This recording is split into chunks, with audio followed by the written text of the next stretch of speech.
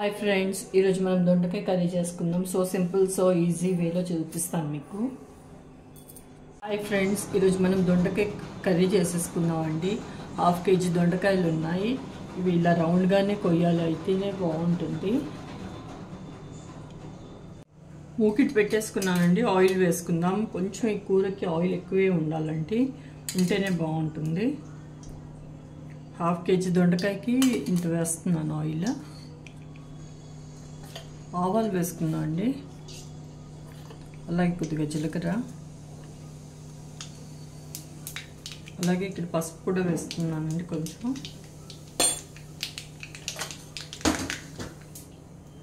కరివేపాకు కూడా వేసుకుందాం. దొండకాయలు అండి కట్ చేసి పెట్టుకున్నాను కదా, అది వేసేస్తాను ఇక్కడ.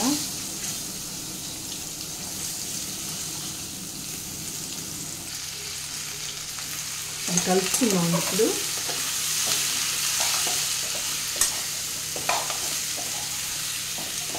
ఒక్కసారి నేను చూపిస్తున్నాను కదండి, ఇలా చెయ్యండి. కర్రీ చాలా బాగుంటుంది, పిల్లలు ఇష్టంగా కూడా తింటారు. ఈ బాక్స్లో కూడా పెట్టేయచ్చుది. చపాతీకి కూడా, జొన్న రొట్టెతోని, రైస్తోని, దీంతోనైనా చాలా బాగుంటుంది. మూత పెట్టేసుకుందాం.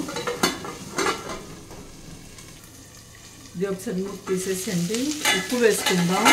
అయితే కూర తొందరగా ఉడుకుతుందండి. దొండకాయ లేదంటే చాలా టైం పడుతుంది.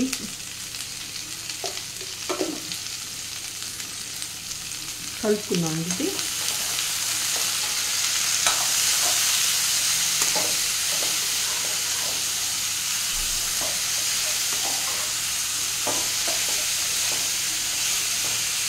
మళ్ళీ మూత పెట్టేసుకుందాం. ఇది మూత తీసి చూద్దామండి, ఒకసారి కలుపుకుందాం.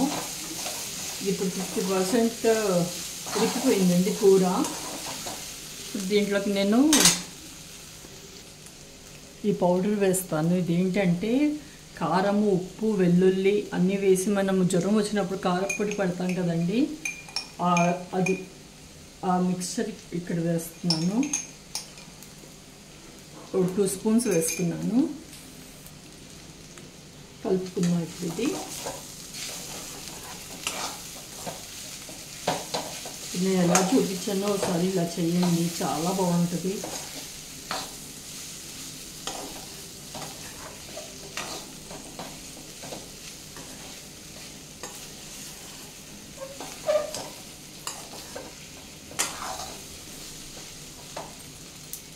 మళ్ళీ మూత పెట్టేసుకున్నాం.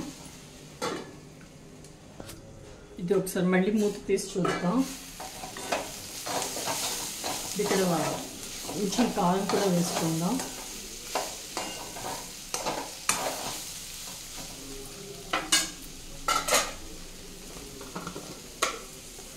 ఒక 1/2 స్పూన్ వేస్తున్నానండి.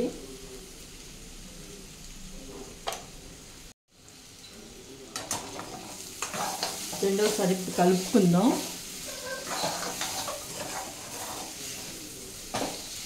ఇది మధ్య మధ్యలో కలుపుతూనే ఉండాలండి, లేదంటే అడుగంటుకుంటుంది. వెల్లుల్లి కారం వేసుకున్నాం కదా.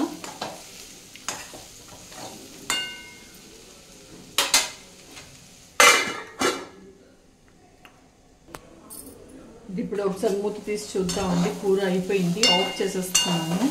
ప్లీజ్ అండి లైక్ చేయండి, షేర్ చేయండి, సబ్స్క్రైబ్ చేయండి నా ఛానల్ని. దొండకాయ కర్రీ అయిపోయిందండి. అందరూ తప్పకుండా ట్రై చేయండి. ఎలా కుదిరిందో చెప్పండి. Thank you.